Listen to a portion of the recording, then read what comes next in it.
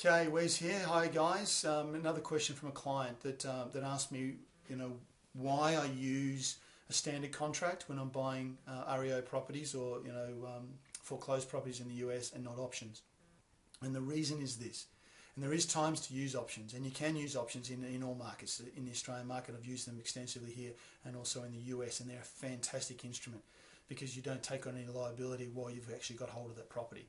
In the US, you do actually, if you are going to resell a property that you don't, and you're not a real estate agent, then you are actually going to have an option agreement in place, because otherwise you're going to be considered as operating as an unlicensed real estate agent, and you don't want that hanging over your head, because I'm sure there's some jail time that comes with that.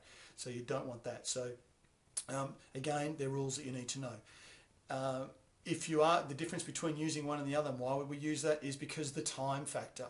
When you go into the US market and you're walking through the properties, and we might see properties, we're going to see properties every day. Every day we're looking at properties, right? The team's going through and checking out all the different properties to meet the criteria.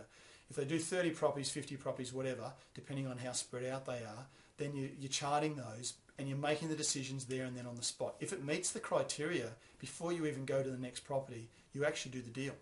It's as simple as that. You just do the deal. Because if it's in the right area, you wouldn't be in that area looking if it wasn't in the right area. If they suggested a location, a zip code, and you'd say, well, no, that's not a zip code I'm interested in. Unless I'm getting it for $1, I'm not interested. Right? If it's in the right area, you know it's in streets that are near lifestyle, you know all the elements that I'm not going to go into right now. I'm not going to give you all our secrets. But if you know all those elements, then you go in and you're looking through the property, and it stacks up structurally, and it stacks up in terms of you don't need to do a whole lot to it, and you can put a tenant in it. Then you do that deal on the spot. You're literally grabbing, not that you're carrying the cash with you in your pocket, but you literally are.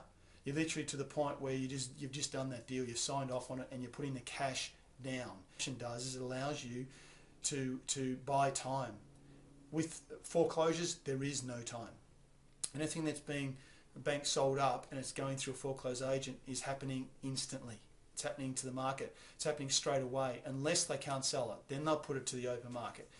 But in most cases, this stuff is going to the market and being picked up by people straight away. They want to see them instantly, and they have to do the deal instantly. And as I said, you can't do that with an option contract.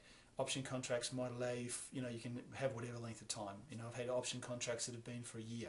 That it's my choice to settle the deal. If I want to buy it, I've got a year before I decide whether I want to buy it. And it can be as short as a week. You just need 7 days to make sure that everything stacks up. Again, you don't have 7 days opportunity in this market in the US for foreclosures. You have to make the decision there and then on the spot. I hope that makes sense as to why I would use, in that particular instance, a standard contract arrangement to buy that property, a foreclosed property, over an option. The only time I would use an option is if I'm talking face to face with a property owner in the US that does want to sell their property.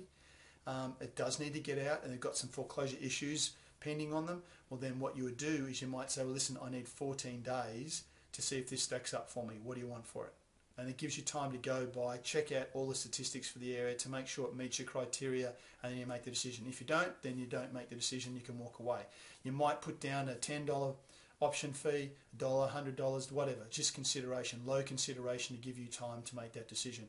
If they know you're serious and you're in the market to buy, they'll give you that 14 days, but they might not give you too much more than that, because the foreclosing process in the US can range only up to 90 days. So depending on where they're sitting within their 90 days, they mightn't have a whole lot of time left. If it's the start of it, then they can afford that time. Middle of it, they can afford that time. But if it's starting to get up close, they might not be able to afford that time. So this is what happens. You just need to consider where they're at in their market. So that's one of the tricks. And that's just asking people information. Hope that makes sense on the difference between the two, and we'll explain a lot more about contracts in further videos. And this is Wes signing off. Bye for now.